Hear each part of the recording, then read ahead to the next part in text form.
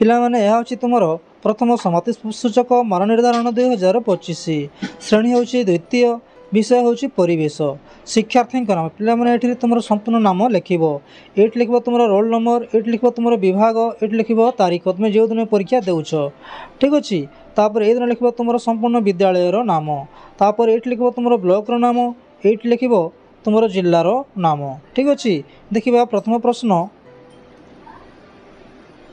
ଏଠାରେ ପିଲାମାନେ ଏହା ହେଉଛି ତୁମର ସମ୍ପୂର୍ଣ୍ଣ ଲିଖିତ ପରୀକ୍ଷା। ସମୟ ହେଉଛି ମାତ୍ର 1 ଘଣ୍ଟା 30 ମିନିଟ୍।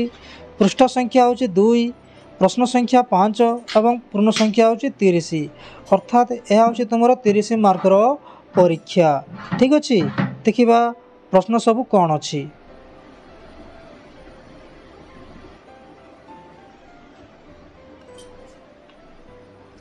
ମୋତେ ଚିହ୍ନାଅ ମୁଁ କିଏ, ଗାର ଟାଣି ଯୋଡ଼ିବ। ପିଲାମାନେ ଏଇଠି ଏସବୁ ପଶୁପକ୍ଷୀମାନଙ୍କର ନାମ ଦିଆଅଛି, ସେ ନାମ ସହିତ ଗାର ଟାଣିବ। ଠିକ୍ ଅଛି। ପ୍ରଥମେ ଅଛି ଗୋଟିଏ ମୟୂର। ମୟୂର ଯେଉଁଠି ଲେଖା ଅଛି ସେଇଠିକୁ ଗାର ଟାଣିବ। ଠିକ୍ ଅଛି। ତାପରେ ଅଛି ଗୋଟିଏ ବତକ। ବତକ ଯେଉଁଠି ଅଛି, ଗୋଟେ ହଂସ। ହଂସ ଯେଉଁଠି ଅଛି ସେଇଠିକୁ ଗାର ଟାଣିବ। ଠିକ୍ ଅଛି। ତାପରେ ଅଛି ଗୋଟିଏ ପେଚା। ପେଚା ଯେଉଁଠି ଲେଖା ଅଛି ସେଇଠିକୁ ଗାର ଟାଣିବ। ଠିକ୍ ଅଛି। ତାପରେ ଅଛି ଗୋଟିଏ ପାରା। ପାରା ଯେଉଁଠି ଲେଖା ଅଛି ସେଇଠିକୁ ଗାର ଟାଣିବ। ଠିକ୍ ଅଛି। ତାପରେ ଅଛି ଗୋଟିଏ କାଉ। କାଉ ଯେଉଁଠି ଲେଖା ଅଛି ସେଇଠିକୁ ଗାର ଟାଣିବ। ଠିକ୍ ଅଛି। ତାପରେ ଦେଖିବା ଆଗକୁ କେଉଁ ସବୁ ପ୍ରଶ୍ନ ଅଛି।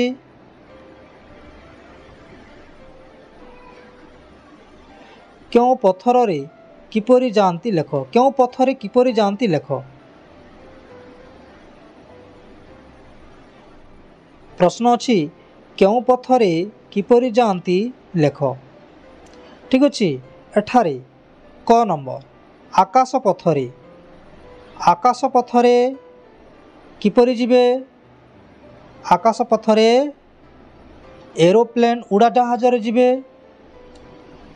ଏବଂ ହେଲିକପ୍ଟର ଯିବେ। ଠିକ୍ ଅଛି। ହେଲିକପ୍ଟର ଏବଂ ଉଡ଼ାଜାହାଜ। ତାପରେ ପରବର୍ତ୍ତୀ ପ୍ରଶ୍ନ ସଡ଼କ ପଥରେ। ସଡ଼କ ପଥରେ କେମିତି ଯିବେ। ସଡ଼କ ପଥରେ ଯାନବାହନରେ ଯିବେ କିମ୍ବା ଚାଲିକରି ଯିବେ। ଠିକ୍ ଅଛି। ଯାନବାହନ ଚାଲିକରି ମଧ୍ୟ ଯାଇପାରିବେ। ପରବର୍ତ୍ତୀ ପ୍ରଶ୍ନ ଜଳପଥରେ। ଜଳପଥରେ କେମିତି ଯିବେ। ଡଙ୍ଗାରେ ଯିବେ କିମ୍ବା ବୋଟ୍ରେ ଯିବେ। ଠିକ୍ ଅଛି। ବୋଟ୍। ପରବର୍ତ୍ତୀ ପ୍ରଶ୍ନ ଦେଖିବା କ'ଣ ଅଛି।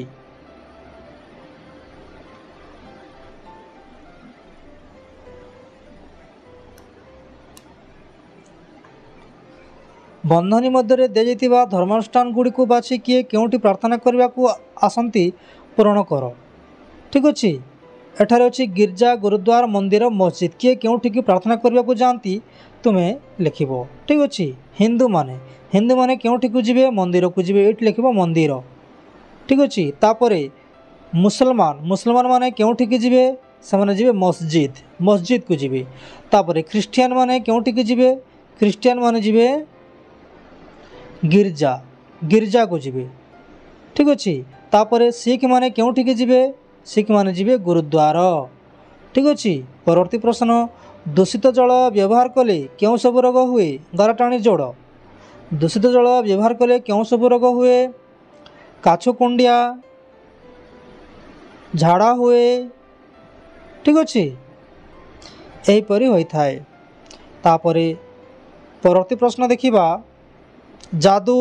ତଳକୁ ଅଛି ଯାଦୁ ନା ମାନେ ଏ ତିନୋଟିକୁ ଗାର ଟାଣିବ। ତାପରେ ପରବର୍ତ୍ତୀ ପ୍ରଶ୍ନ କ'ଣ ଅଛି ଦେଖିବା।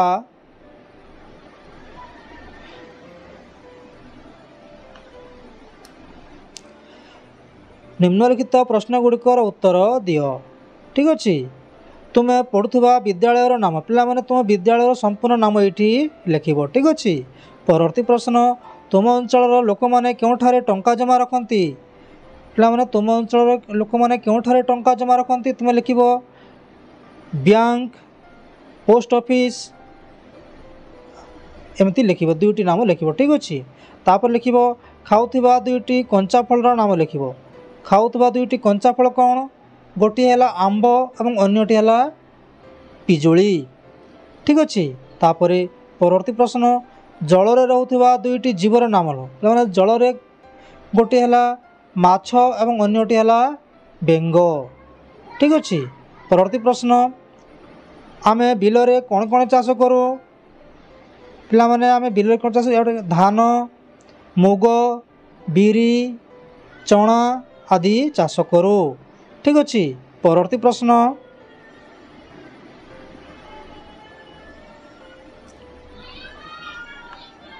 तुम गाँ अंचल लोक मैंने कि काम करती तुम ये लिख सरकारी चाकरी चाष काम लुगा बुणा काम ड्राइवर काम एमिति काम करती। ठीक अच्छे 2-4टा नाम लिख। धन्यवाद पिला माने वीडियोटी केमिति लागला निश्चय कमेंट करिवो लाइक करिवो एवं शेयर करिवो। ठीक अच्छे धन्यवाद।